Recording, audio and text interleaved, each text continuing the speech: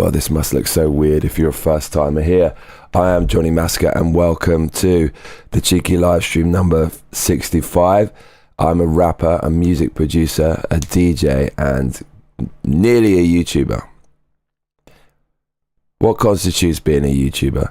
Nearly a YouTuber living in Tokyo, Japan. And this is a place where, quite simply, the brief is to be excellent to one another. My personal aim is for you to feel better at the end of this cheeky live stream than you did than at the beginning. And this is basically a vlog, a video log of my life to satisfy my quasi narcissistic personality. I am a man of contradictions, a bit of a narcissist sometimes, but other times extremely humble and selfless. What is it going to be today? Perhaps a little bit of both. You are certainly about to find out. It is midday in Tokyo. Apologies to those of you who were keeping an eye out for my videos last week. I got a little bit distracted and I'm going to talk a little bit about that now, about what I've been up to, because perhaps you have been wondering. So we got a few comments, bruv. We got a few comments.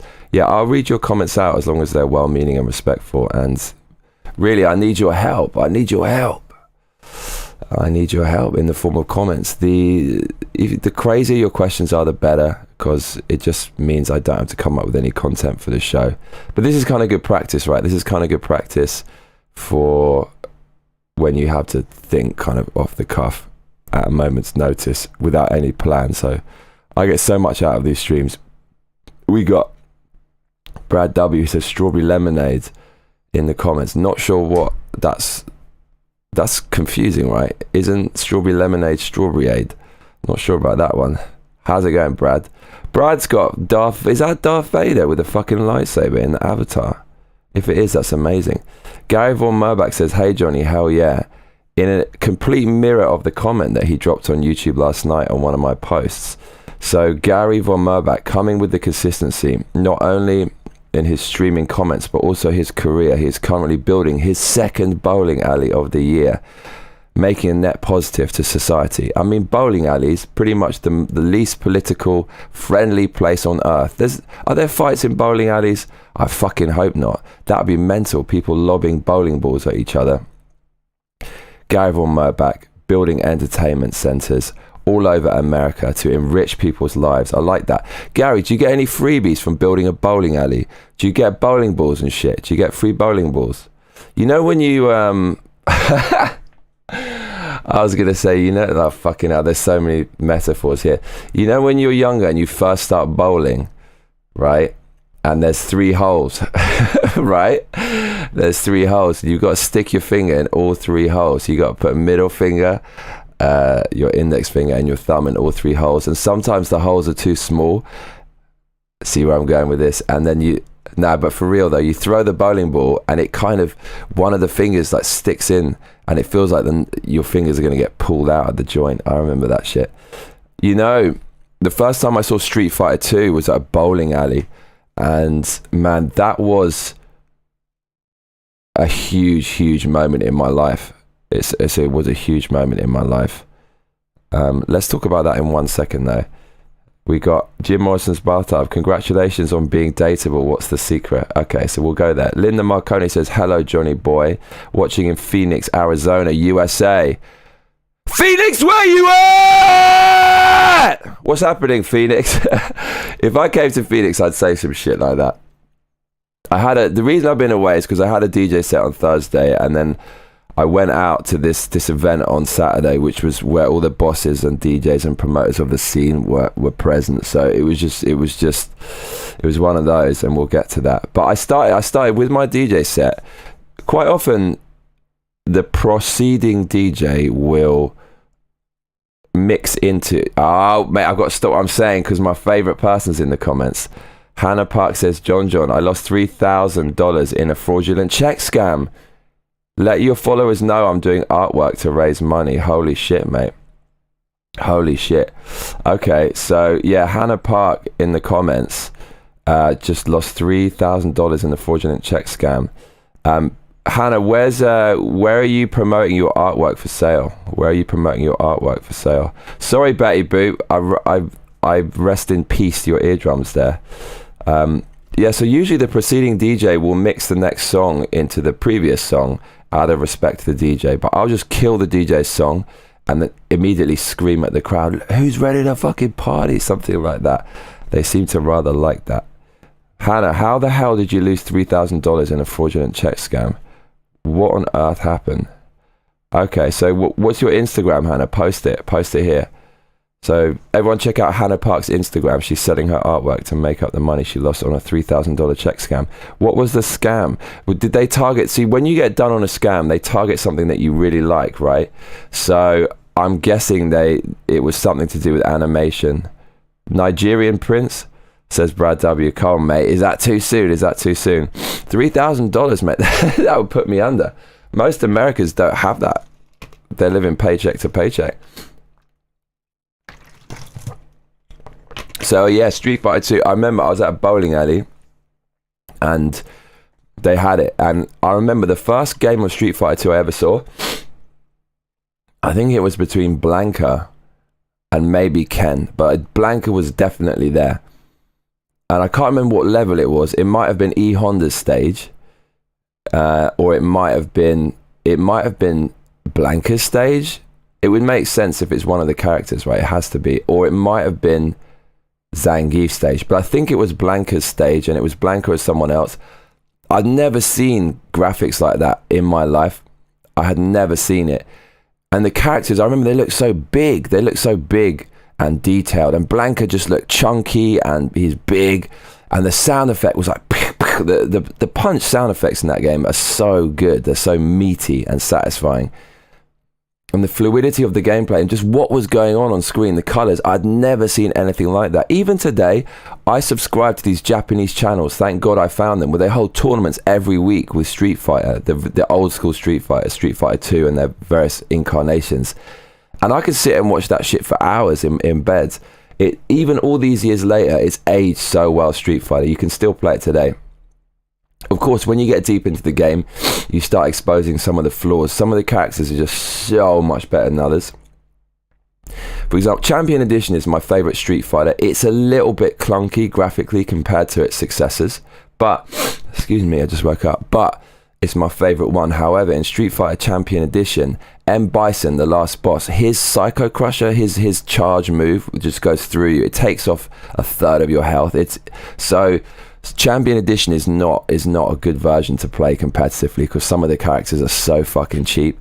But in the ultimate version of that, I think it's called Hyper Street Fighter 2 Anniversary Edition or some weird name like that. They basically give you access to all the characters, even the old versions of the characters. But when you pick the old version with a cheat, you don't get the special move as a counterbalance because the old versions are so much better than the new versions. Of characters in some respects. Anyways, Gary von Merbach building the bowling alleys, and yeah, my experience of bowling alleys is not bowling at all. It's just turning my back physically, literally, on my family just to play these video games. Imagine that. You take your kids out to somewhere and they just ignore you and do something else. But that's kids, right? That's kids. It's not their fault. They just get excited by what they get excited by. Going back to comments, Brad W says, Darth Vader lighting a cig with his lightsaber. Now, that's what I'm fucking talking about. The thing is, Darth Vader, he light a cigar, right? He'd never smoke a cigarette. He would light a fucking cigar. A big fat cigar.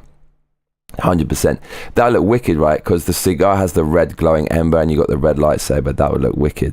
Shit, can't we have a kind of Star Wars noir? Star Wars meets Blade Runner with cigars and whiskey and Darth Vader and shit. That would be amazing. Hannah Park says, I was doing art for her and she sent me a one. I don't think it was a woman, Hannah. Is that a woman scammer? I was doing art for her and she sent me a $1,500 check when she only owed me $200. Oh, Hannah, mate, you got done on that one. Yeah, I've seen that before. Listen, Hannah, you know this now, right? You've looked this up on Google or DuckDuckGo, I hope. But whenever anyone offers you more money than they should do for your services, it's immediately a scam. No one on earth does that. There's no reason to do that. But when they offer it, I know what you mean. Suddenly you get excited and you want to take the offer, and then you think, hang on a minute, and then you know it's a scam. Wow. And told me to only... Hannah, you fucking what? I was doing art for her. She sent me $1,500 check when she only owed me $200 and told me to send her $1,300. Hannah, that's 101. But you know what, Hannah? It's your first time getting scammed, I assume, and you learn from that shit. So in the end, it's going to be a good experience, because later you'll get scammed for something far worse than that. But the thing is, this is what I said, right? When they offer you exactly what you want, Hannah is an artist. And as you know, the key to an artist's heart is just to say, I like your art. And that will melt our hearts, and we'll fucking do whatever you say. We're so desperate for approval as artists, because we spend years in the fucking vault, in the Batcave, grinding away for this one moment. And then when someone offers us that, we just lose sight of it. That just shows you how much Hannah's into her art. Linda Marconi says, hey Johnny, there are tons and tons of bars and clubs in Scottsdale, Arizona. Incredible nightlife, thriving. You should DJ here, especially with that cool accent. Lord of mercy. I'll just be like, if you're ready to fucking party, give me a hell yeah. That's the first shit I would say when I hit the wheels of steel in Arizona. That's gonna work. Sorry, I know I'm gross, like sniffing and snuffling and shit, but it's just my bad habit. It's terrible, and at least I'm aware of it. Hannah Park says, and she said she'd do it twice, so I ended up sending her $2,800. I know I shouldn't have done it, but I'd never had that happen to me before. Yeah, so someone tried to do this shit to me, right? So check this shit out. When I used to do Airbnb before Lot of mercy. I'm not sick, Hannah. I'm just sick in the mind, bruv. When I used to do Airbnb before COVID killed my Airbnb empire, I had this one guy who came to stay, who was from Morocco, and yeah, he's from Africa. And my first thought was, someone from Africa. The first guest I've had in 6 or 7 years from Africa. Africa, loads of fucking scams. But I thought, look, don't want to be racist, right? But I mean, because give everyone an equal chance, which I always do. So I guess what happened, he was a scammer. So that's the first thing, right? When something is wrong, it's usually, you'll notice an inconsistency in the pattern of familiar events. So usually my guests from Airbnb, they would come from Europe or Australia or America. Never from Africa, absolutely never. And South America, never. Super, super rare. So in 6 years, the first ever guest from Africa, a place known for its insane levels of crime and scamming. But I thought, yeah, give the guy a chance. And I was supposed to meet him, and he kept changing the time. So that at first was a little bit sketchy. And then he just said, I want to check in on my own. That's a bit sketchy. And the guy said he's going to pay outside of Airbnb. So that's the first red flag. But I thought, I can maybe save a bit of money and fees and shit. Airbnb, if you're watching, you can suck it, because you are a scummy ass company. You are the most radical organization ever. And you treat your hosts, the lifeblood of your company, like fucking dog shit, because you know your hosts have no alternate platform to go to. And therefore you treat the customer as God at the expense of the host, even though without the host they wouldn't exist. Anyways, I was going to do the deal outside of Airbnb. And then the guy said, he goes, I'll transfer it direct via credit card payment. And I had like some kind of credit card processing subscription with a third party company. I then charged this credit card with my special kind of card reader I have at home. I bought one of these things to process card transactions, and it was someone else's credit card, so someone he knew. And then when I realized it was a scam, Hannah, getting back to your story, is the guy said to me, yeah, he said, my dad wants to transfer me $500, but he can't because of yada, yada, yada, some excuse. So can you charge this credit card for $500, which is my dad's credit card, and then give me the $500? So obviously when he did that, I realized this is getting sketchy. And then I went to meet the guy in my apartment. I knocked on the door and the motherfucker opened, and he looked sketchy as fuck. He's wearing some sketchy ass clothing. So he'd gone in there, he's used the washing machine and shit, the cunt. And I looked at him. I said, right, show me your passport. I looked at it. That didn't look like that motherfucker. I said, show me your residence card. Because in Japan, you have to have a residence card. And he said, I don't have it. Currently, immigration has my residence card. Now, I've been here for nearly 10 years. Immigration they never take your residence card. So I knew the guy was giving me bullshit. I said to the guy, you got to go. So we went upstairs. I went in the kitchen. I got out this massive fucking knife. It's called a green beret. I call it the green beret because it just reminds me of something Arnold Schwarzenegger would use or kill a green beret with. I ate green berets for breakfast, he said in the movie. Excuse me, Commando. So I took out this knife, just had it in my jacket. The guy came downstairs looking sketchy, and he looked at me and I looked at him, and I kind of felt, yeah, if he feels he's going to get arrested, he might get violent. So I was ready to defend myself, slash this guy up. He left, and he ordered 3 fucking Ubers. There was 3 massive people carriers, and all the Japanese taxi drivers were confused as fuck. Well, they're coming up to me, is this your taxi? I was, no. So the guy in his panic, he ordered as many Ubers as he could, and he got in a taxi and he fucked off. And then he tried later to get more money. These people don't give a fuck.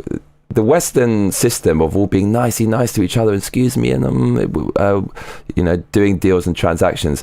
These people abuse that. They take advantage of that, the smooth, slick system, the stable system of the West. And he tried to get some more money. So I told him to go eat a dick like Airbnb. And then I was on some mad African scamming list for the next year. So I constantly get these people in Japan trying to stay at my place with credit card offers. So the communication networks they have in these crime syndicates are so bad. It's probably a guy somewhere else in the world, maybe in Africa, and he's got a list of credit cards that he can use, and he's got a list of people who might want to use it, and then he'll obviously get kickbacks for giving it to someone else, the dodgy credit cards. And so because they don't maintain the list, and because the person's obviously operating the crime syndicate out of the country in which the crimes are being committed, they keep offering this list of dodgy credit cards to all of their clients. And so I kept getting people in Japan, criminals, trying to stay at my place. And in the end, well, I didn't want to be a vigilante. With me, here's the thing, right? I'll never report you to the police, because basically it's the unwritten rule. You've got to take care of business yourself, because I don't want to get involved with that shit. The authorities can go fuck themselves as well. I'm a rebel. I'm a punk. I don't deal with that shit. I deal with stuff on my own. So I won't call the police or whatever. But this story goes way fucking deeper, because the thing is, I got the money in good faith from this credit card. So it's actually, it's the credit card, in my opinion, it's the credit card processing company's responsibility to make sure it's fraudulent or not. I acted in good faith. So the credit card company, processing company, should have processed it. So this was a long drawn out thing. This was a long fucking drawn out thing. There was like detectives involved in shit. And then I learned in Japan, you should never get involved with this, because you can almost become a suspect. So then the detectives were questioning me, where I'm from, what I'm doing, what time I was there, all this kind of shit.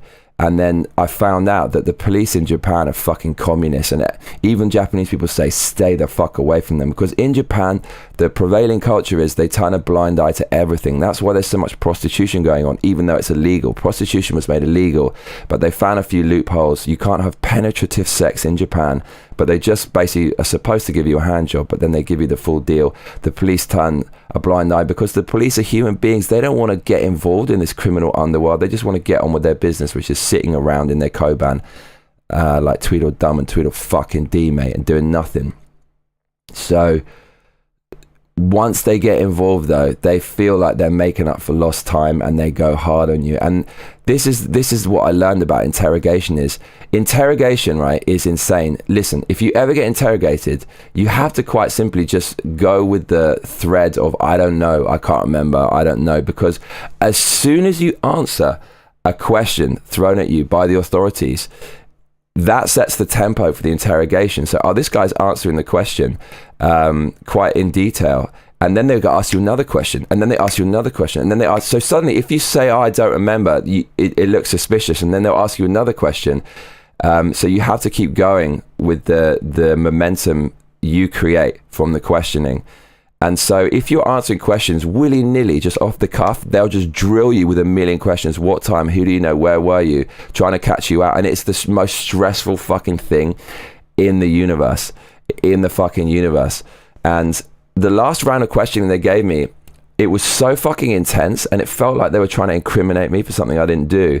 I had to think on my feet. I had to be really smart. I've been in this before. See, the best thing about school for me was nearly getting expelled and getting suspended all the time, and having to get your way out of expulsions and get your way out of suspensions. It set me up later in life to avoid being successfully interrogated. So the detectives were asking me millions of questions about this crime, which was nothing to do with me, and it felt like they're trying to incriminate me. And so I pretended that I didn't speak any Japanese at all, so I could buy myself time to work out what they were saying, because they had an interpreter. They'd ask me something in Japanese, and I'd say I didn't understand when I did understand, and then they'd tell the interpreter, and when they were asking the same question twice, I could work out what they were saying. So how fucked up is that? I did nothing at all, completely innocent, and it turned into this thing where it felt like I was getting interrogated. It was so fucking stressful, and you hear these stories of people being wrongly interrogated or thrown in jail or something. So that was fucking mad stressful. And it all came from a scammer in Morocco in Africa. So there you go. Hannah, I feel your pain.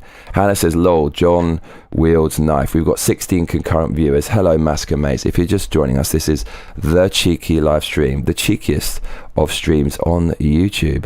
You can, if you're feeling very altruistic, you can donate at http:// 2/streamlabs.com/Johnny Massacre, and you can make my day, bruv. I would say morning, but I have to say make my day. It is now officially daytime. It is 12:41 in Tokyo, and I believe the weather is looking sick. Vivid in the fucking house. Vivid, I was about to talk about Vivid. Let's talk about Vivid. So Vivid's in the comments. Now Vivid is the fucking man. This guy is an absolute hero. So Vivid is the only foreign person in Japan regularly DJing at and smashing clubs in Tokyo. So every single person who comes to Japan who's a DJ has this fantasy of coming out here. I'm going to be a DJ, man. I'm going to play in all the clubs, man.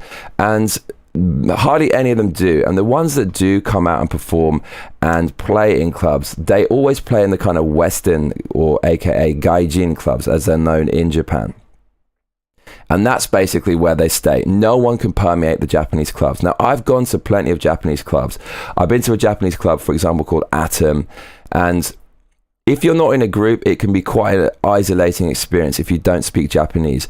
Even then, it's worth going just because it's an interesting cultural perspective where you can see the real Japanese club culture, which is completely different from Western clubs. But it's just Japanese people wall to wall. Hardly anyone speaks English, and all the DJs are Japanese. And I remember going to this world and thinking, how the fuck would any foreigner work out how to play there? DJ Vivid somehow worked that shit out. So DJ Vivid, I believe he has a deal with a major record label, and he's releasing various EDM tunes on the streaming platforms, and they do really well. He gets support from major DJs around the world like Tiesto and whatnot, and he's constantly DJing out. And the man like Vivid, this is why I'm late with the streaming. It's his fault. In Vivid's own words, quote, "I like to spread the pain," end quote. So he's very altruistic in a somewhat sadistic kind of way. You know what it's like in the party scene. Everyone's drinking and getting wasted and stuff. It's just part of the culture, and DJ Vivid certainly brought some of that to my life on Saturday. So he invited me out to a club called Octagon. Kind of a wicked name. I'm going to the Octagon.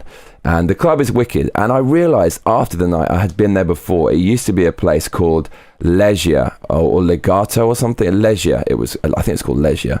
And I went there before, and I knew it because one of my old customers was a stripper called, not a stripper, that's so disrespectful. All pole dancers are strippers. No, they're not. It was a pole dancer. Her name was Akane, and Akane was a world champion. She was the national champion pole dancer, best pole dancer in Japan. And the shit she could do on a pole was, it was athletic. She had Olympic levels of talent. She used to scurry up and down that pole like a fucking squirrel, bruv. And I went there because of her. It's her birthday and she invited me. And I realized after Saturday night that they had converted Leisure into a new club called Octagon. I believe they had renovated it about 3 years previously. And so I kind of got a little window into DJ Vivid's world, and it was fucking nuts, bruv. It was nuts. The club renovation was sick. Gary Von Merbach in the comments would approve of it, I'm sure, what with his elegant, illustrious history in renovation of property. And it's completely mirrored, so the walls are mirrored, the ceiling is mirrored, so you get this illusion of depth. And when the lasers go off in Octagon, it looks like you're completely surrounded by lasers in an infinite vortex. So it's really science fiction, and it's not the kind of old school science fiction of Blade Runner that you kind of know and love. It is the kind of more sterile, clean, perfect future where everything has been built from scratch. So that was really awesome, and it was quite humbling. You know, Vivid introduced me to a lot of DJs and promoters, and I was just there to have a fucking laugh, bruv, as a British punk. And it's cool when you get introduced to someone on that level where I'm not there to network, but you're just chilling and you meet all these people and you kind of hit it off on a more friendly note, a less cynical note. So that, but to be honest, I don't fucking remember anyone, but I do remember getting introduced to some baller promoter, Korean guy, who's managing or running a lot of the clubs out there, and there's a lot of Korean DJs there as well. And so it was amazing to see. There's usually a lot of conflict between Koreans and Japanese. They don't really like each other that much. All foreigners know that who live out here. But in club worlds, this is the thing I love about clubbing, right? It is the most borderless place ever in the best possible way, in that you can get on with anyone. Like back in the days, I used to be the only white boy in these raves, and it was insane. These dark drum and bass clubs, everyone's like raving and shit, all kinds of stuff going on, and you just go for the music, so it can bring completely different races and cultures together. And the same rings true in Japan. Usually Koreans and Japanese, who, let's be honest, they don't really get on that well. They're quite vocal about their historical conflicts. In the club, no one gives a fuck. And man, after having a weekend of clubbing and then coming back to the real world and looking at politics and news, you think the politics and news looks so stupid. You feel so far away from that in clubland. So for all those reasons, Koreans and Japanese quietly getting on in clubland, making mad amounts of money. And here's the thing, right? I really like this Japanese naval flag. It's an imperial flag, but it has its origins in other shit. It's thousands of years old. Before it was adopted by the shogun and samurai and stuff and used as a war flag, it was used as other things to celebrate, for example, a bountiful fishing haul and whatnot. However, modern day Koreans, a lot of them hate that flag, but I just love the design. And for me, it doesn't represent the things other people say it represents, because it's been around way before those things happened. And I'm going to get that tattooed on my arm. But after going out to this event and meeting all these really awesome Korean people, I thought, do you know what? If you had that on your arm at that event, they might not have even talked to you.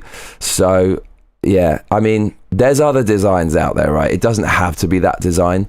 And I don't really know. It's not the kind of thing I want to bring up in conversation. And do you find this flag offensive because of all the murders of your ancestors in the past? It's not really the thing you want to talk about. So going to that event kind of made me reassess a little bit whether to get that tattoo. But it was a heavy night and just kept on doling out the shots. And so apparently I'm dateable again.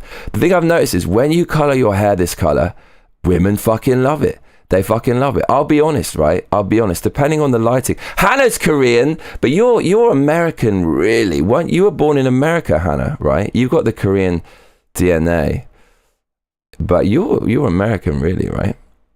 And yeah, so depending on the lighting, sometimes I think my hair looks amazing. I mean, I love the pink, but other times I think, mate, that looks ridiculous. But the thing is, in a club, women just fucking love it. And I know this, it's called peacocking. So sometimes we would take with us the most ridiculous item possible to the beach or the club, or just wear the most ridiculous clothing, because it quite simply breaks the ice. It makes you look like someone who's so confident, because if you're confident with hair like this, or I don't know, confident wearing something ridiculous, it means you're really fucking confident. And it's just such an easy way to break the ice, right? People will come up to me and go, oh, your hair, da da da da. So I became dateable at this club, so that was nice. But really, hanging out with DJ Vivid gave me a massive confidence boost, because he's the man. You walk around with DJ Vivid, everyone's going, DJ Vivid. So I felt like, you have the sharks. I tried to explain this to Vivid in the club, but it was too loud and we were too drunk. But those sharks who have those, they're like bottom feeder little fish that swim underneath the shark and they take up all the scraps and stuff. That's kind of what I was like. I was just rolling with DJ Vivid. Everyone's giving him loads of attention, but he can't, but there's so many of them, they can't just follow him around. And then I would get introduced to various people. So I got a date on Wednesday. She's pretty fucking fit. So I met this girl. When someone comes up to you in a club and they just start dancing right next to you, and then okay, you obviously chose a spot to dance. I mean, animals are fucking intelligent as it is. Humans are ultra intelligent. They do pretty much everything by design, premeditated. I was watching a video on Instagram of a fucking budgie that instinctively like smashed a coin into a coin box, put an inanimate object into a different box, and knew exactly what was going on. If animals have that much awareness, humans have the ultimate awareness, and therefore by that logic they won't come and dance to you randomly. Usually they're going to pick a spot, right? It's where you pitch your tent. You don't pitch a tent in a fucking puddle, bruv. You're going to pitch a tent in the sexiest spot. In the same way, you're going to choose a spot to dance. If you're coming out and you're single, you're going to dance next to someone you like. So this group of girls came out, they were dancing, and immediately I noticed. And then I have a 5-second rule. It's if you see a girl you like, just go and fucking say hello. Just go. It doesn't matter what you say. You just have to say hi, because whatever comes out of your mouth, that's what she said, is just going to be, is not as important as the approach and the confidence you display by just immediately doing what you desire. So I immediately went over to her and said hi, and by her response to body language, I kind of immediately knew that she came over here to dance next to me. I had this really kind of brief chat. It was very friendly. She's getting a bit touchy-feely. I thought this is #MeToo. I haven't known you for very long. What are you doing?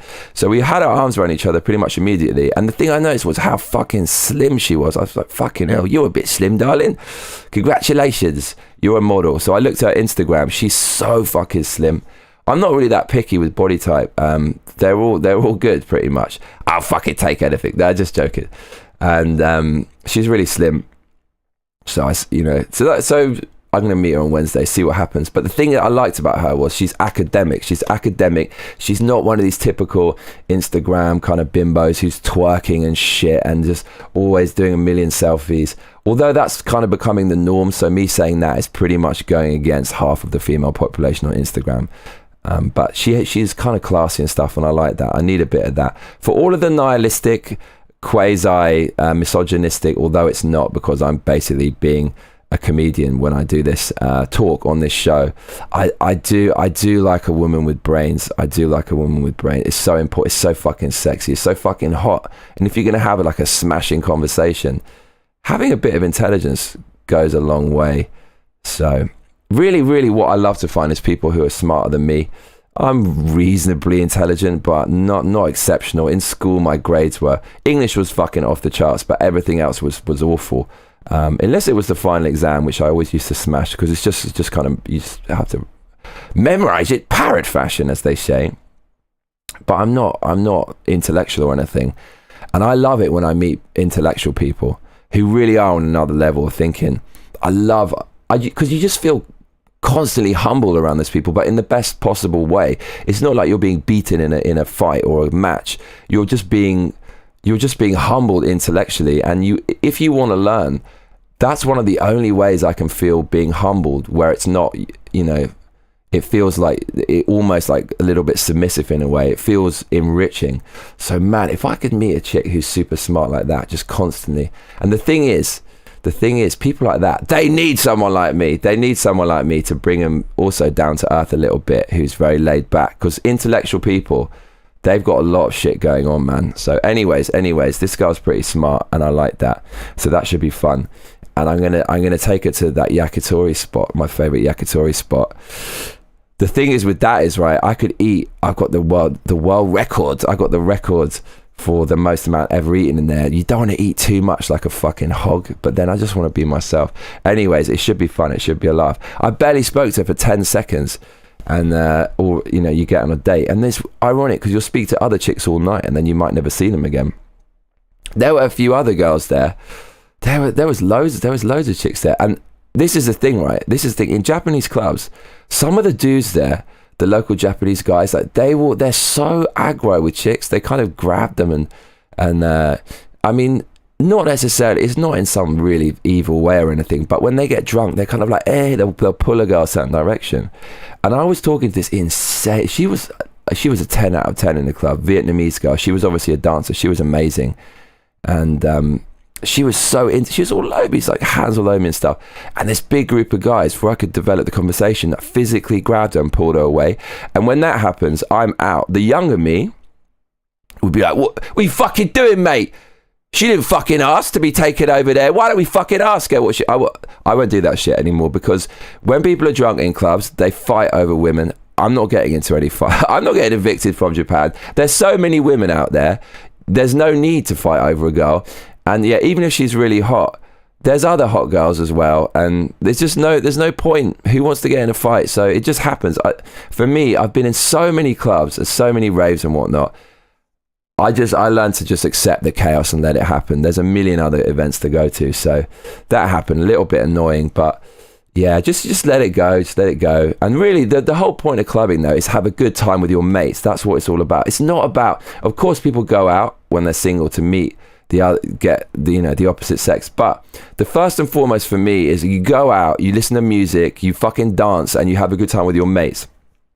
Music is a transcendent experience where people kind of, they perceive something on a level that's they usually can't perceive something on. You're with your friends, you got the companionship, you're bonding, and you feel like you're in the same zone. Especially if you're working in the music industry, you get even more of that communal purpose. And then you dance as well. Dance is living in the moment, which is a form of meditation. There's a physical aspect to it. Burn a few calories. It feels like you're living life. You're responding to certain stimuli in the moment with no plan, which is liberating. So you have all those things together. That's what it's all about. That's what clubbing is all about for me. So that's why those clubs that are just based on just pulling girls and fucking girls, okay, look, there's a fucking time and a place for that. But for me, I'd much rather go out to a club with good music. And that's one of the big differences between the West and the East. And so yeah, it's all about just going out with your mates and stuff. And then if there's chicks, it's a bonus. And there always are girls there. And the thing is, if you go out, in my experience, and just really your purpose is to have a good time with your friends, women find that really attractive because you're not thirsty looking around, right? You're just there to have a good time.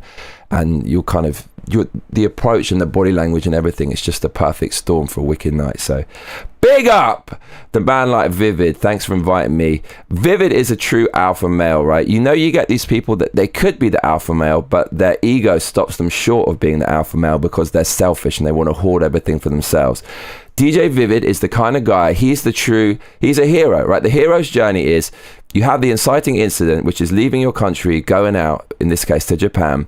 You fight your demons, which is you're going to perform live on stage. Vivid gets up on the stage with the mic standing there. That's facing your demons. That's the kind of thing that would scare the shit out of most people. And he basically, he defeats his demons, he slays the dragon, and what does he do with the spoils, right? This is what the true alpha male does. He takes the dragon's gold, he goes back to Vivid goes back to the village, and he distributes the gold, the spoils, the treasure with the Vivid. That's what the true alpha does. The true alpha will build you up. They'll pat you on the back. They won't fucking elbow you, and they spread the spoils, and that's what he did. So it was just humbling to go there. But for me, really, the reason why I'm so buzzing is it just felt like hanging out with mates, made some new friends, and that's just so fucking rewarding. The fucked up thing, Vivid, is that I mentioned this on the Instas. In that world, there's so much alcohol, and I kind of experimented for years going out and not drinking and seeing how it is. And you can do it, but I'll be honest with you, this is I don't want to encourage anyone to drink alcohol or become an alcoholic or anything, but when you're drunk and you're doing shots with people, you're on the same fucking frequency. You know, you put your arm around each other, hey, and you're in the same kind of zone. And if you're not doing that, I feel that you don't really connect the same way. And I haven't taken drugs for like 18 years, but back in the days I used to take ecstasy, and it was the same thing. When I took ecstasy, you can immediately spot someone else in the crowd who takes ecstasy. They become part of the crew, and you feel like you're on the same wavelength. So that's the thing about the music industry, is there's so much drinking and stuff. But I guess you pick your battles, and I don't have to get fucked up every time, but man, It was such a wicked night. It was such a good buzz. And that's why I missed out on 2 Johnny Massacre shows last week, and also didn't do the live stream on Friday. I had a DJ set on Thursday at a place called Celavi, which is one of the most popular venues right now in Tokyo, so I couldn't pass that up. And I met so many fucking wicked people there as well. I met this guy called Kevin from Brixton, London and mate. We're chatting about London stuff. That was awesome. He's only started DJing about 3 or 4 months ago, and he played a bit of UK garage. I've been DJing like 20 years. Most of the DJs I meet nowadays have only been DJing 3 months, and it's actually kind of amazing. It's actually kind of amazing that it's so accessible. And so within 3 months, I can feel a sense of camaraderie with someone else. That's all it takes. You know, you just have to pick it up. And I've realized, you know, I fought against it a long time, the new DJ technology, the sync button and whatnot. But let's be real, yeah. If it brings people into the game and you're all working towards the same thing and you all have a laugh and it's a social situation, it's just an amazing way to meet people and make friends. At the end of the day, it's a really good community. So I'm moving away from being a resentful, jaded DJ into a positive kind of just an open one. Thursday was wicked. I brought down the sun there, and yeah, just made some new friends and stuff. And every time I go out, I make a bunch of new friends, and I'm getting addicted to going out. But the thing is, I've got to pay the rent, Massacre Mate. So please give generously, streamlabs.com/Johnny Massacre if you want more of me. If you want me to be able to dye my hair weird colours for your entertainment and go out and lead a healthy life, it would be amazing. Because if I hit that target of $1,000, 23 days to go, hopefully we're going to make it in good time. I don't have any money for anything else. All I've got is enough for my fucking hair, like once every couple of months. And that's it. No money for clothes. Why do you think it's so fucking moth-eating, bruv? So please give generously to allow me to go out and have a normal life. We have had a few donations, so let's get the ball rolling. So 11 minutes ago, Brad W tipped $5. Here we go, Mr. W. Thank you so much. There you go. You also get this animated GIF of Jennifer Aniston. I feel we should kind of change this now. I feel we could change this to something else.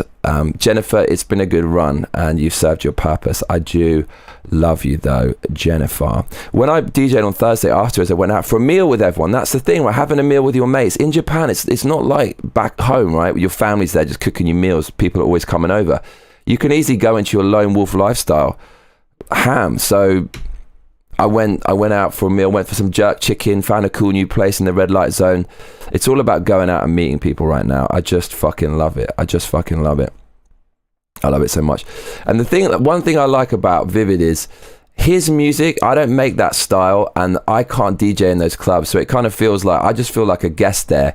I don't have any kind of like ulterior motive or like vested interest. I'm never going to be part of that world. So it's just wicked to hang out with mates.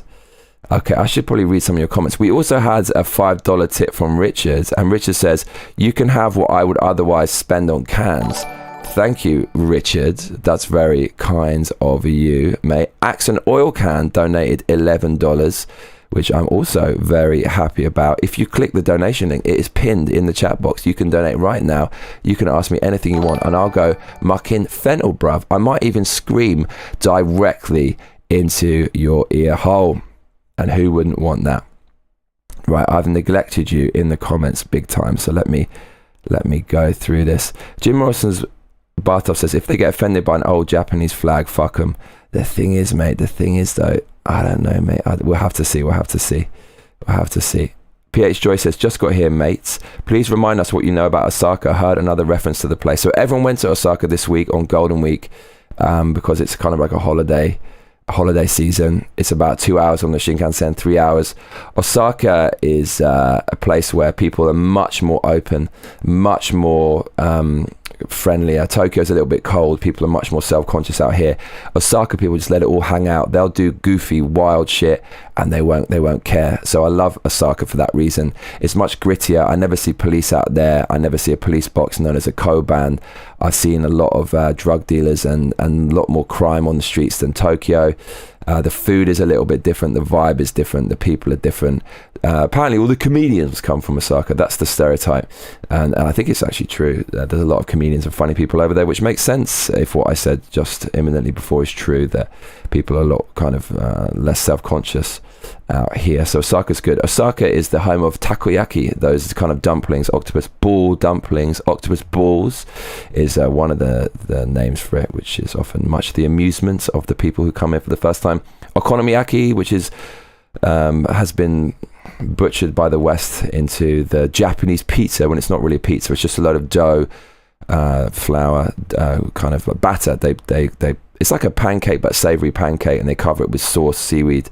It actually tastes much better than what I'm describing, and various ingredients and whatnot. It's the home of okonomiyaki. It's the home of many things, I think. Osaka is a real cultural hotspot. So yeah, great place to visit. Absolutely essential. It's the second place to visit after Tokyo if you come to Japan. MassacreMates. Jim Morrison's Bathtub says Commando is Arnold's best movie. It is a great movie. It's a great movie indeed. What else is going on here? People just having a little chit chat in the comments with each other, which is rather nice. PH Joy says, and you're reminding me, Johnny, about the importance of knowing yourself, or at least getting to know yourself, and the self-assurance that you find that way. Confidence equals hot. Cockiness, not so much. Yeah, cockiness, people react really badly to that. But the thing is, there is a level of cockiness. If you pull off what you're talking about, it can be insanely attractive. So Conor McGregor, do you remember Conor McGregor in his peak? He was the cockiest fucker ever, but he pulled off everything he said, and it was like magic. When people are cocky and there's high stakes and they put it all on the line and then they pull it off perfectly, it's a magical thing. But the thing is, that shit doesn't last for that long, because the cockier you are, the more people, they hate you. They feel vengeful. They want to come and get you and tear you down.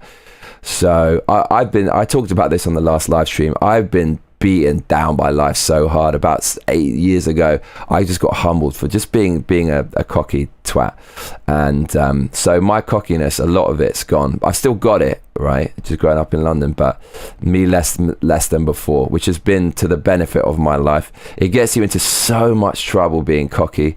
It gets you into a lot of trouble, but generally, yeah, I think cockiness is not a good vibe. Ashley Slashy says, dude, whatever happened to your 24-hour live stream? Someone offered me $1,000 to do it. I can't remember who it was. If they commit to that, I'll fucking do it. If someone offers me $1,000 for a 24-hour stream, I might even do it today. No, that would be fucked up. That would mean I'll be up for a couple of days. I'll have to do it as soon as I wake up. I would do it tomorrow. If someone offered me $1,000 for 24 live stream, I'll do it tomorrow. I was thinking about doing it anyways, because why the fuck not? But really, I want to do a 24-hour live DJ set. That would be much more enjoyable. The thing is, what is the criteria for the 24-hour live stream? Can I play video games? Is that cheating? A little bit of video games?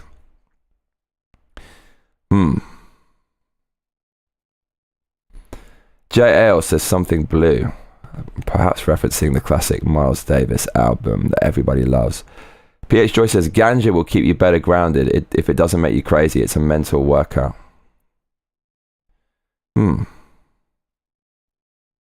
Dabbing Mike says I chip in 100 on it. Fucking hell. 25 live stream. Should we? 25 live stream could be my punishment for missing a cheeky live stream and 2 Johnny Massacre shows last week. Should we lock this shit in? Man, I'm so excited about my the thing is, isn't doing a 24-hour live stream with video games kind of cheating? Because I can easily play that shit for hours, right? Hours and hours and hours. Isn't that kind of cheating? Or should it just be 24 hours of talking? I think that'd be rather difficult. Just want to say shout out to a friend of mine, someone I know is having a few personal problems. You know who you are.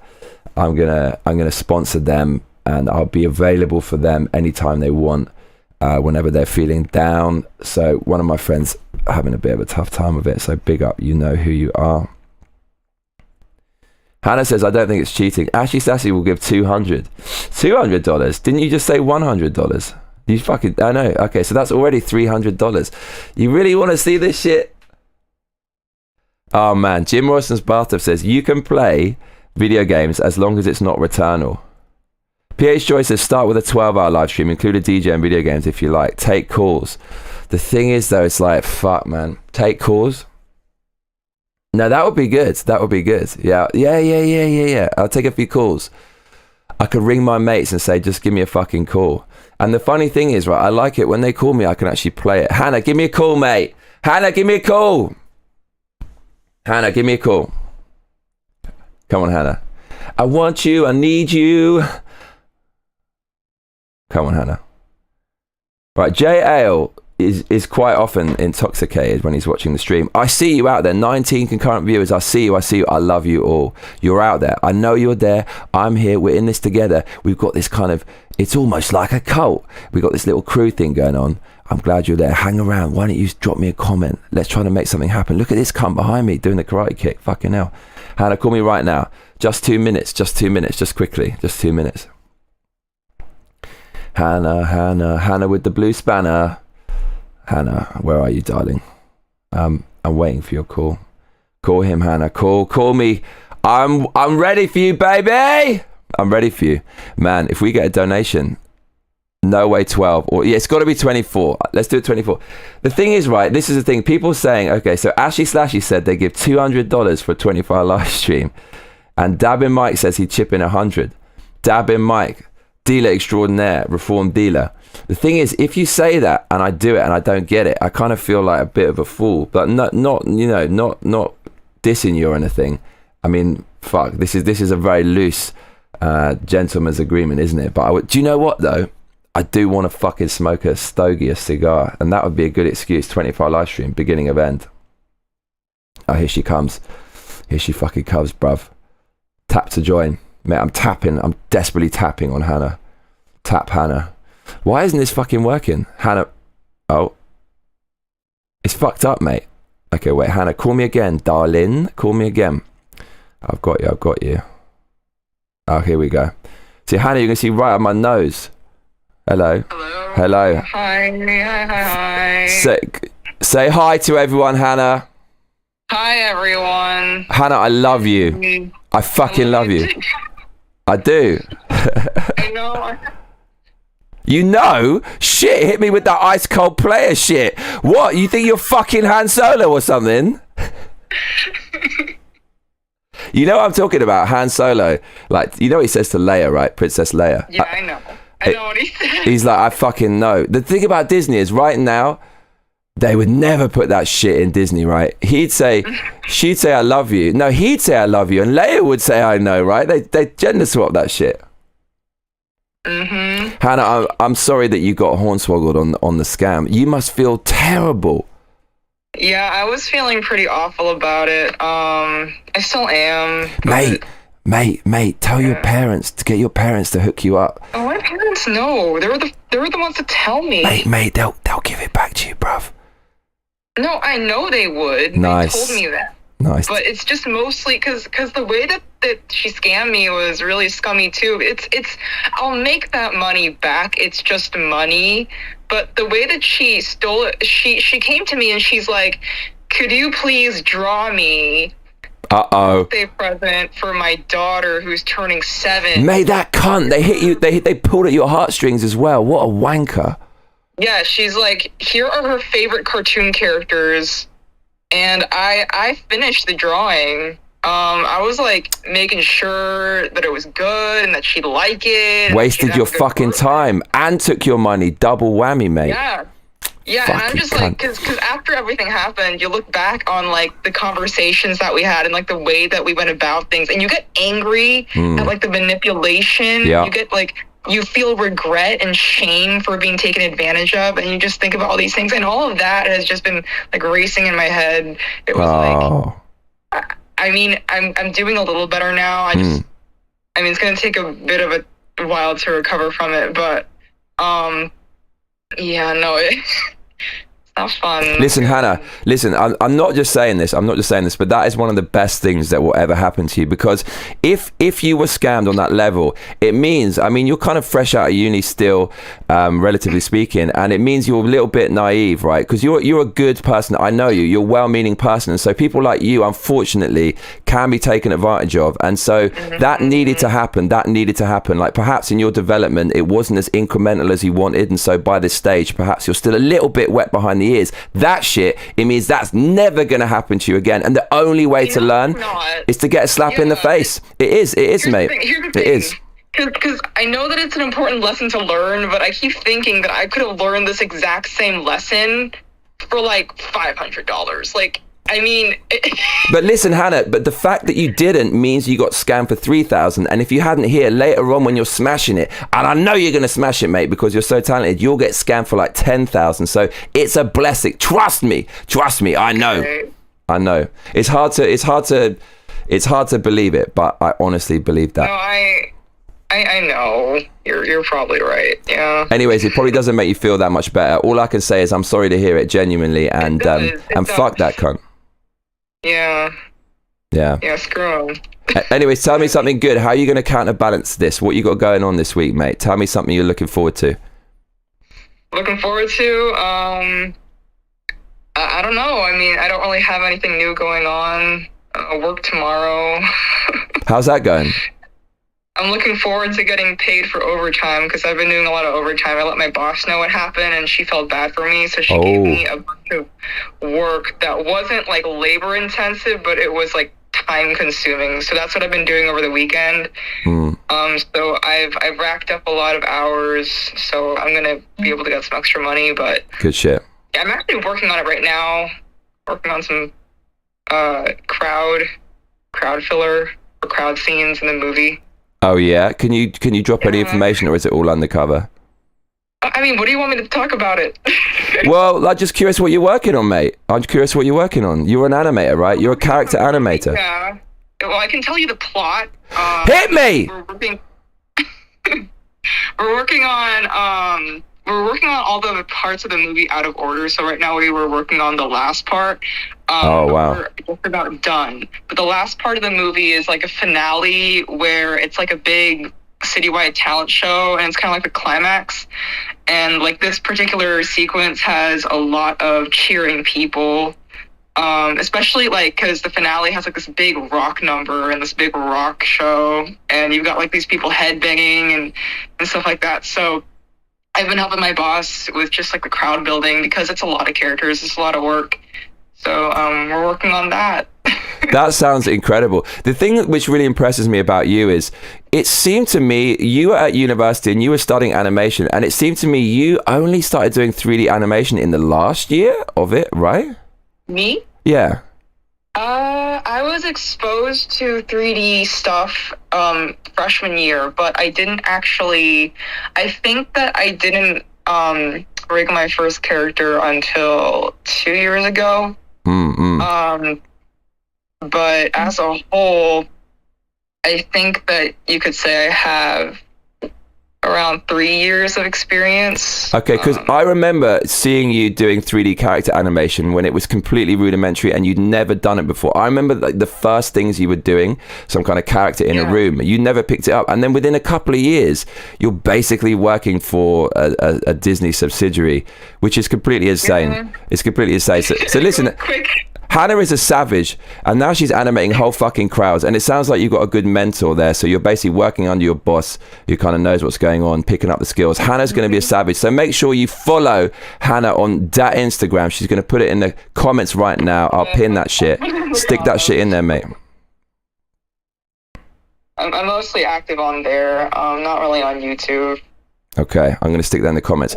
Right, you got to buzz off now, my beautiful friend, because I'm going to finish off this live stream. But lovely to talk to you. And when I do the 24-hour live stream, I do hope you're going to come and keep me company, Treacle. Okay, I'll try to pop in. Mate, fucking hell, for want of a better expression. See you soon, Hannah. Bye, see you. Cheers, mate. I love Hannah. She's amazing. She's such a sweetheart. Yeah, look, Cheesecake Lover 360. You see that in the comments. Make sure you follow her on the Instas. Let's see what's happening in the comments, because we talked a little bit about doing a 24-hour live stream. I think I'm feeling up for this. I'm feeling up for it. Jim Morrison's bathtub says hand shot only. New Gold Standard says hand shot first. Sorry about any comments I might have missed. Dabbing on Mike Twitch says, my favorite show of all time, the only show I'm closer to than Johnny, is a show called OBDM Pod. I've been in their community for years and someone that actually turned me on to you. No fucking way. OBDM Pod. Let's check that out. OBDM Pod. OBDM Pod. All right, I'm going to check that out later. Dabbing Mike. Dabbing Mike, do you do the dab? Are you doing the dab, bruv? Let's see what the guan. Okay. Dabbing Mike says, my mama, bro, I would shit 100. All right.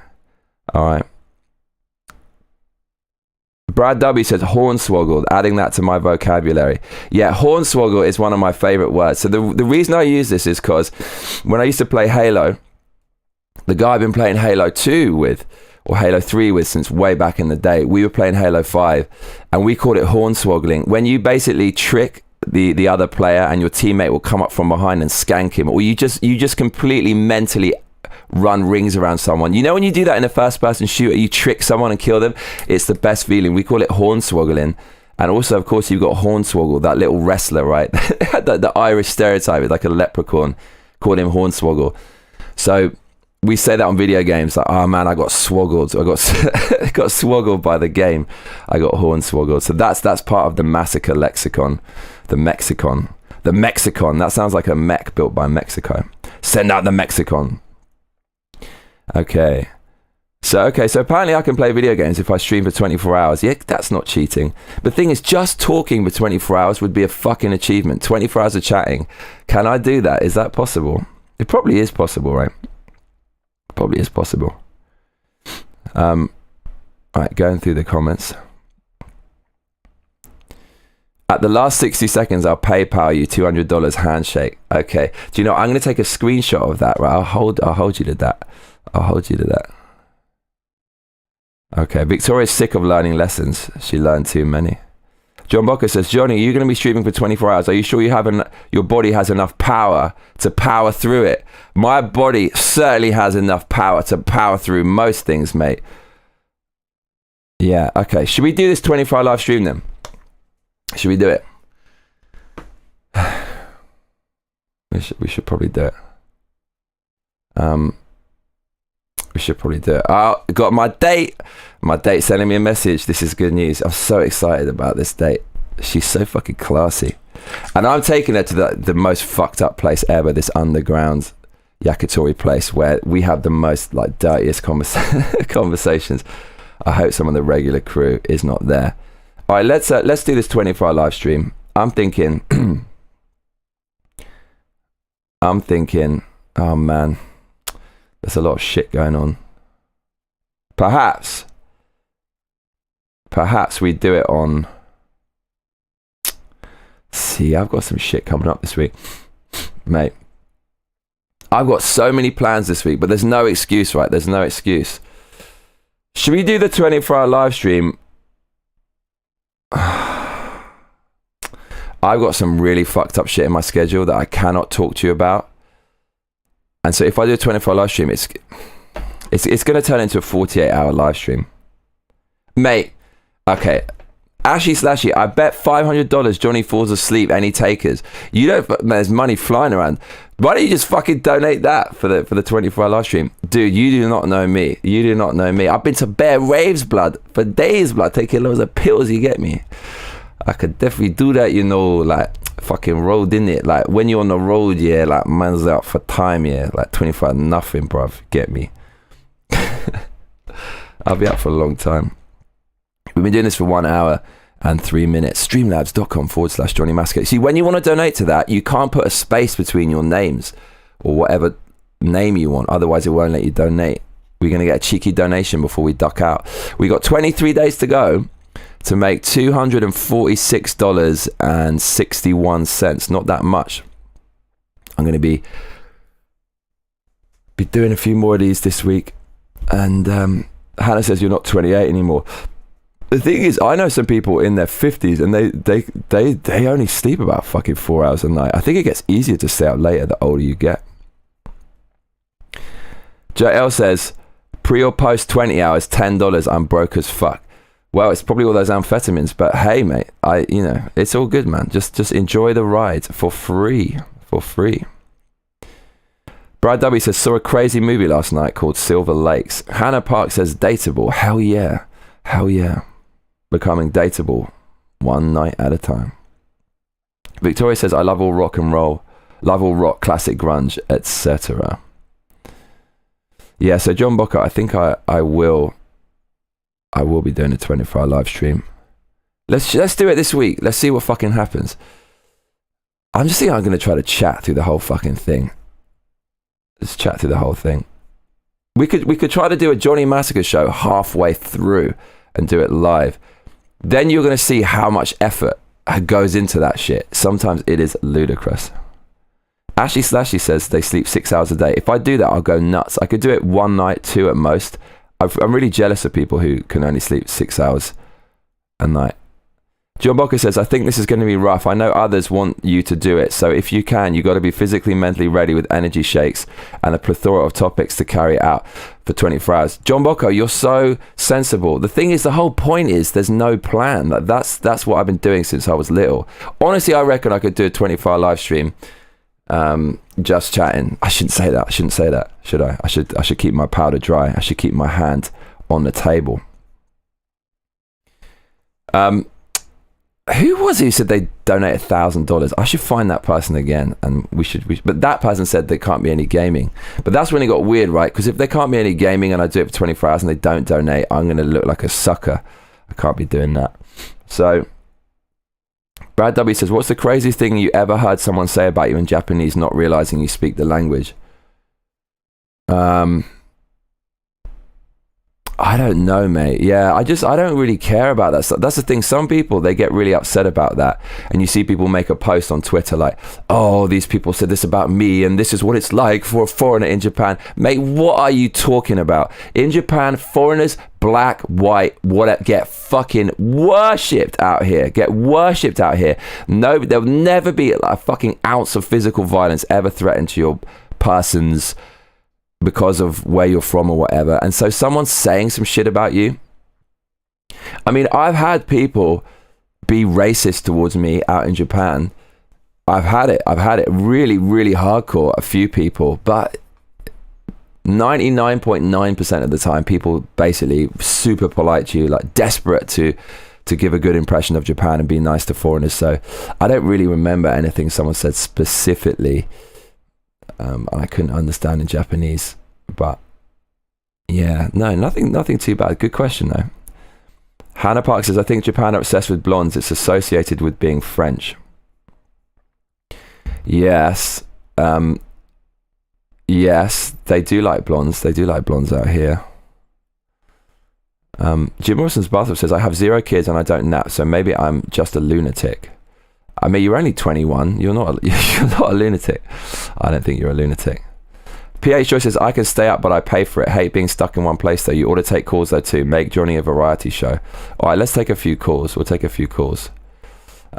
Young and dumb and loony till 33 at best, says JL. Well, I'm 39. I'm 6 years post that. So, yeah, I don't know, man. I feel in a club environment, I feel that that's where I exist, in a club environment. And if you see me in there, it feels like I'm part of the furniture. So for the time being, I'm still about that. I'm still about that a bit. But I'm not really dumb and loony still. I'm a little bit sensible. I ate some food. Do you know what saved my life on Saturday? Was eating some food before I went out. I thought maybe I ate too much. But with hindsight, that's the thing that saved me. I knew I was fucking drunk when I got home because I tried to do some DJ scratching and I couldn't do it all. I had to give up straight away. Wicked. Okay, so good. This has been fun, people. I feel better now than I did when I started watching. Do you? Because if you do, that's my personal aim. That's the energy I'm trying to give off. Yes, okay. So thank you, MassacreMates, for great fun. I feel really good now. I'm going to get on with my day. Going to make 4 Johnny Massacre shows. You're going to get a Johnny Massacre show nuke later on because I missed out on 3 last week, I think. Greif Endeavour says, hey Johnny, if you do the 24-hour live stream, I'll stay with you the entire time and I challenge any other Massacre mate to do the same. Mate, Should we just randomly pencil this in and just take the damage? Let's do this shit. Okay, let's do this shit. Okay, so 24-hour live stream.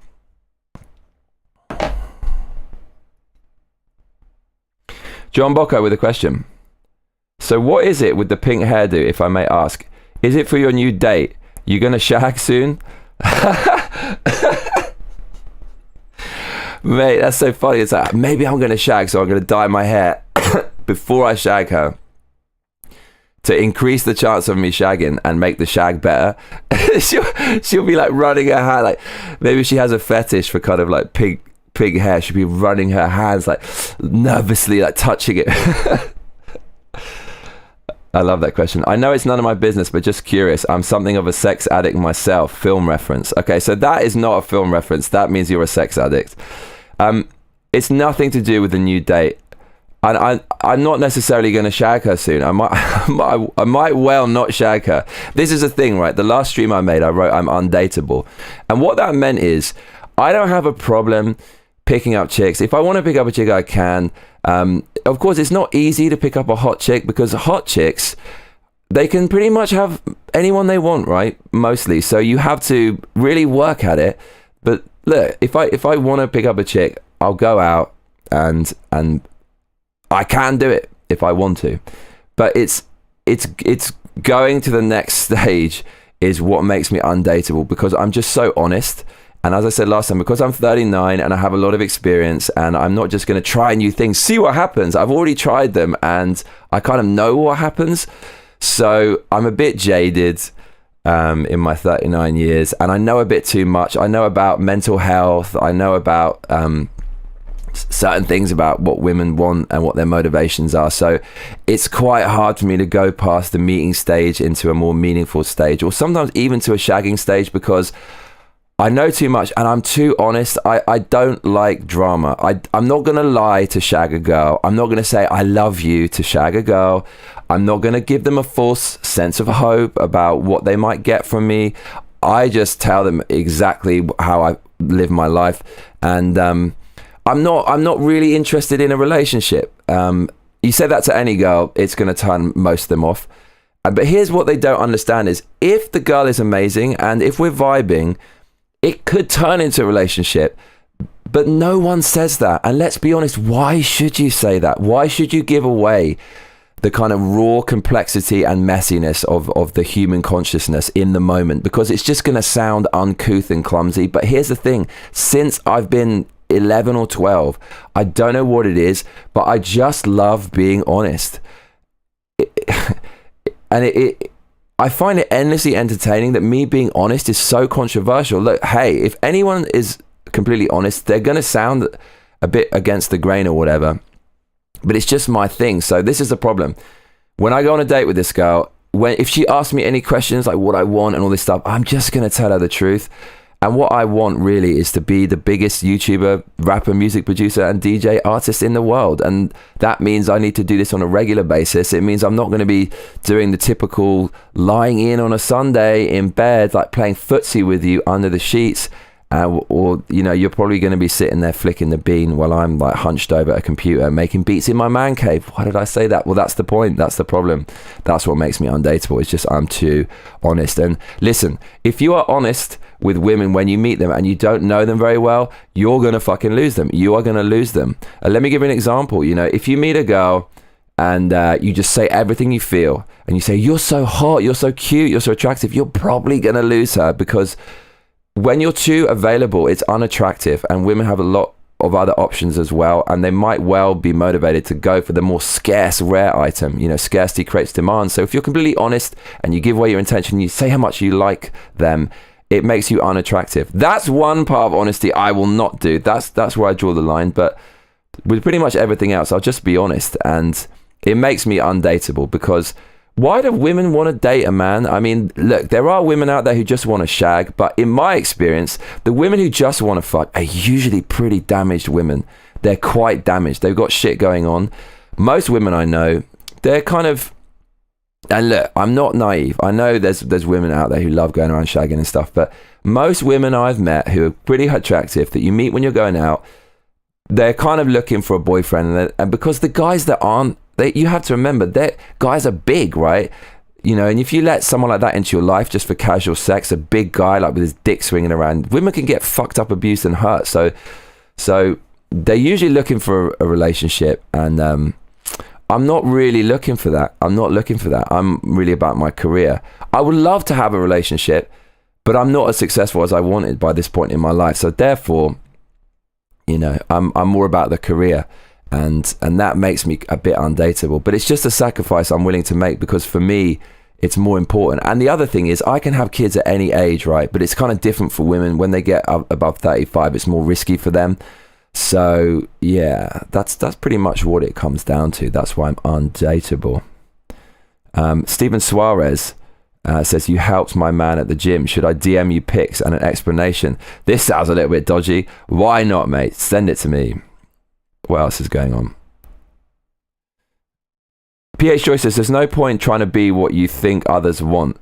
Just be yourself and see what clicks. That's it. I totally agree. Dabin Mike says, I have one job, sit at home and sell ganja. Fucking awesome. So Dabin Mike says he'll stay the whole time on the live stream. Who else said they're going to stay? It was Greif and Deva. Okay, so I'm going to be doing a 24-hour live stream. Greif and Deva, let's do it on Thursday. So this, all right. Okay. Greif and Deva says, remember, I'm 78 years old. You are not 78 years old, Greif and Deva. Are you? No, you're not. You don't talk like someone who's that old. I would know. John Bocco says, well, if you're going to shag the bird, do what you need to do. Well, I dyed my hair this colour just because I like this colour, and I always wanted to dye it as weird as possible. I'm seeing how weird I can dye it. And the thing is, there's no limit to how weird I can dye my hair, because I could pull it off because I got the punk vibe. So I realised there's no limit. So you're going to see some fucked up hair in the future as well.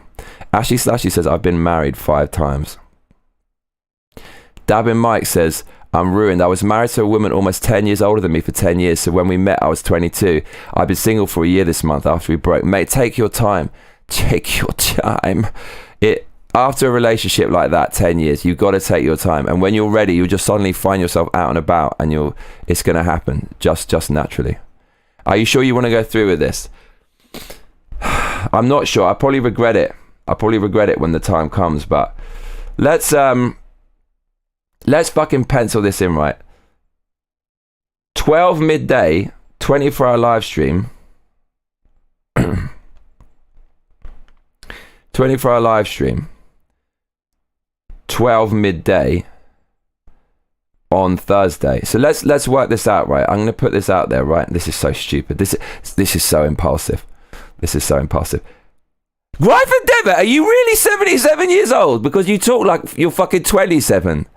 Are you really 77? Are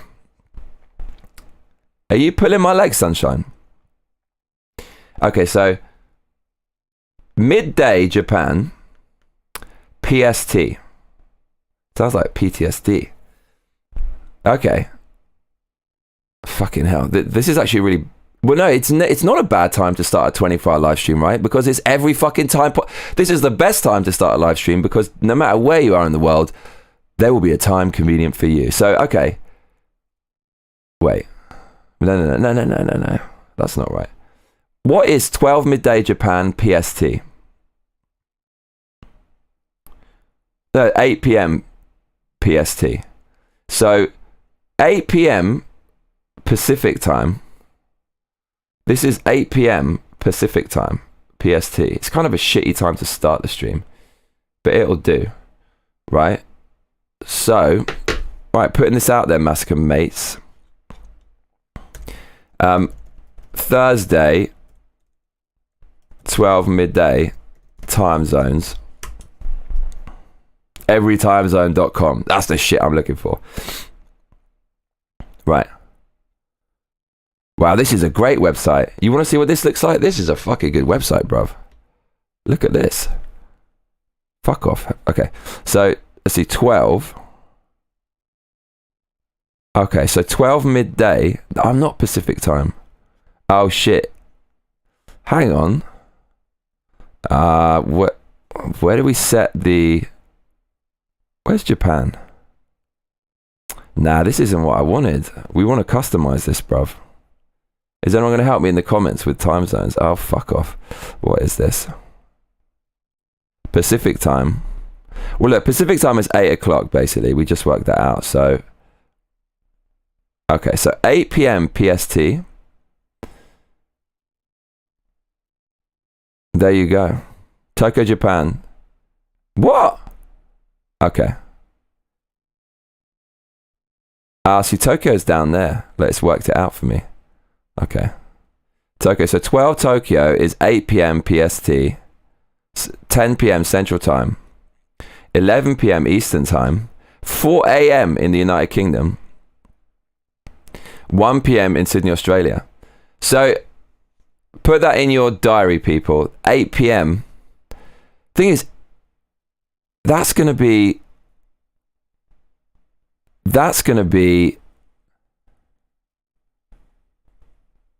9th of May in Tokyo, 8th of May. So that's Wednesday. So Wednesday 8 p.m. PST is going to be the 24-hour live stream. Let's fucking do this, bruv. Okay. I'll take a screenshot of that. I'll put that in right now.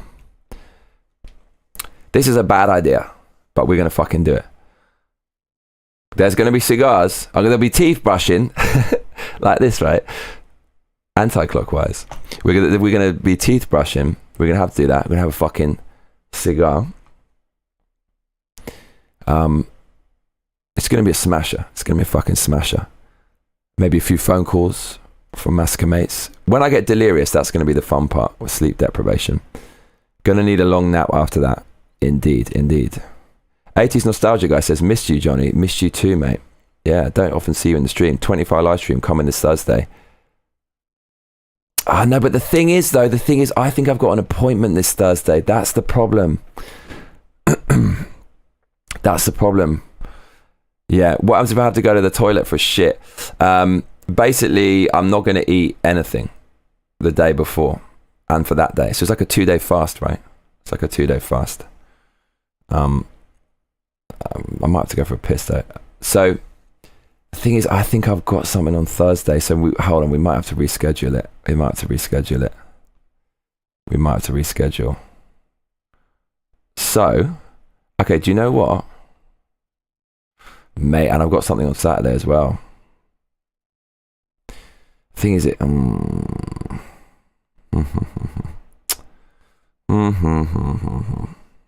Okay, listen, you lot. I got too much going on this week. Listen, I'm gonna have to get back to you on this.